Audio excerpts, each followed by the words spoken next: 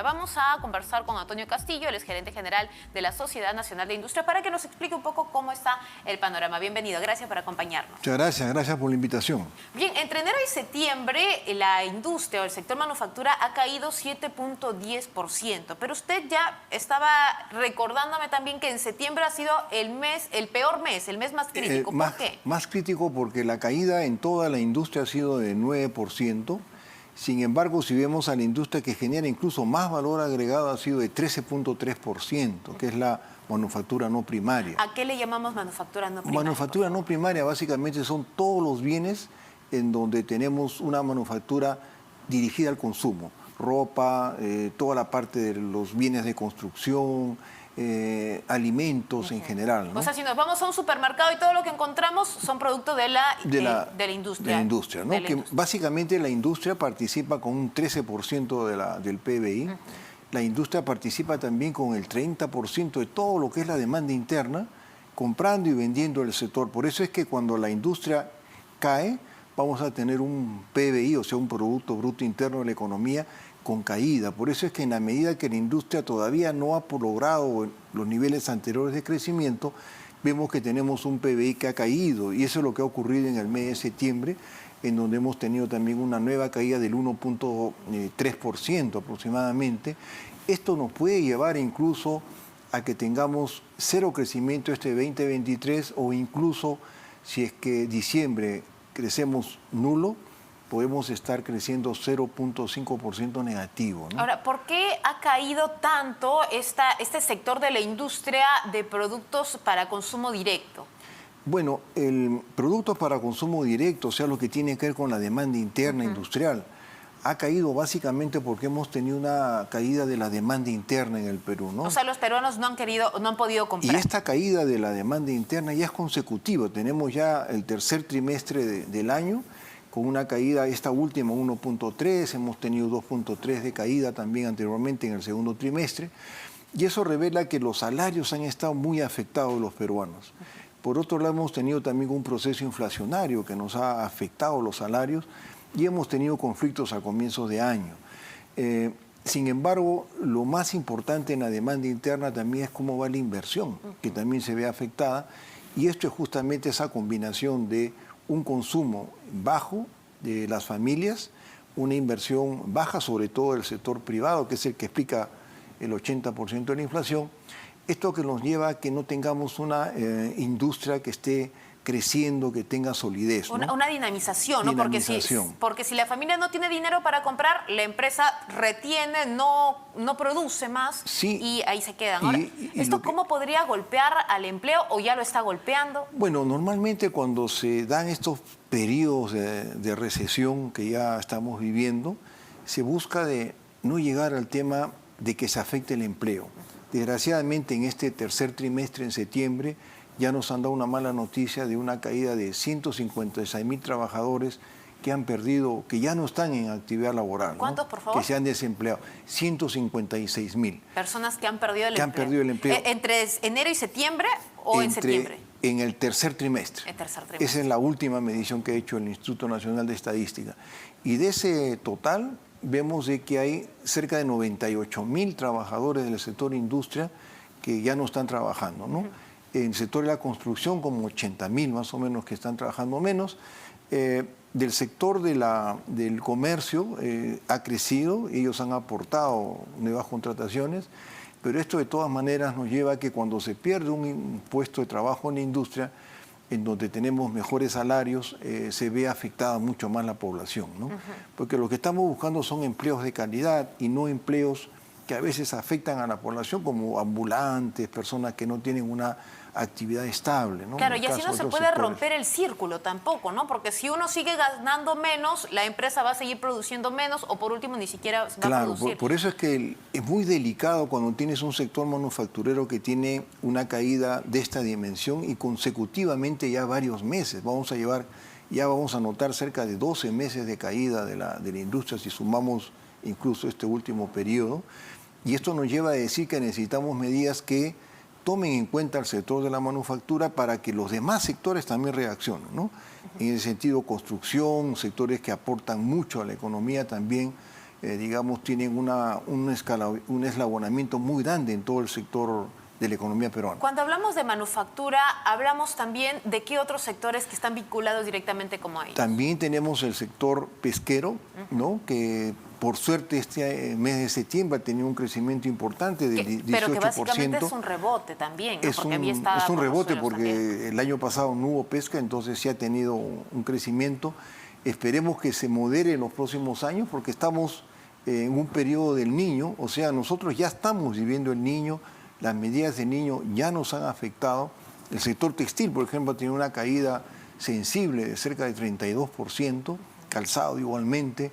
Hemos tenido la mayoría de 11 ramas del sector industrial también en caída, ¿no? Ahora, estos 150.000 empleos que mencionaba y que se han perdido en el tercer trimestre de este año en el sector... de toda la economía. En el sector industrial. Sector industrial, 99.000 empleos. ¿Se ha producido por que la empresa ha hecho despidos o ha habido cierre de empresas? Le comento, este dato que da el INEI es para todo el sector formal e informal en el sector industrial. El sector industrial tiene 1,5 millones de trabajadores, formales son 500.000 trabajadores. Acá incluyen también las MIPES. Sí, lo malo es que la pérdida de empleo se ha dado en el sector de la pequeña empresa y en los sectores más vulnerables, no el sector formal. Normalmente la industria retiene a sus trabajadores y busca no perderlos porque son trabajadores especializados, claro, ¿no? Pero el sector desgraciadamente informal, los empleos no adecuados, y en ese sentido los jóvenes son los más afectados, que son los que tenemos que proteger. Entonces, las medidas tienen que ir a reactivar el sector, pero mirando el empleo, ahora, mirando los ingresos, ¿no? Esta situación a nivel industrial pone en peligro esta campaña navideña que da, creo que, la mitad de ingresos a los vendedores. Bueno, de acuerdo a los datos que vemos de la demanda interna, con caídas consecutivas y en 3 trimestres, todo indicaría que ya está afectada la campaña de diciembre. Esto se está notando, incluso se habla de que frente al año pasado que tuvimos crecimiento de 17% en las ventas, ahora vamos a tener una moderación del 6% solamente. Esto va a llevar a que tengamos incluso un mes de diciembre no tan auspicioso como ha sido el año pasado, aunque hay que pensar de que una parte del año pasado de diciembre fue afectada por algún tipo de movilizaciones. Exacto. Que también llevaron a afectar. Entonces, habría menos ventas en todo caso para esta campaña navideña. El próximo año hay que mirarlo con mucho cuidado, ¿no? Va a haber prácticamente un rebote estadístico para toda la economía del 2% aproximadamente. Entonces tenemos que hacer los esfuerzos para no solamente rebotar 2%, sino llegar por lo menos al 4 o 5%, si retomamos con medidas de confianza, si logramos estabilizar. La inflación va a ser el próximo año 2.5, este año ha sido 5, 2.5 significa que vamos a tener mejores condiciones para reactivarnos, ¿no? Sin embargo, se avisora cada vez más que va a ser este niño fuerte. Y esto, incluso el mismo presidente del Banco Central de Reserva indica que no da muchas esperanzas, sobre todo para los inversionistas. Sí, bueno, nosotros esperamos que tengamos un niño que no sea extraordinario, sino sea fuerte, pero que no afecte a la parte productiva.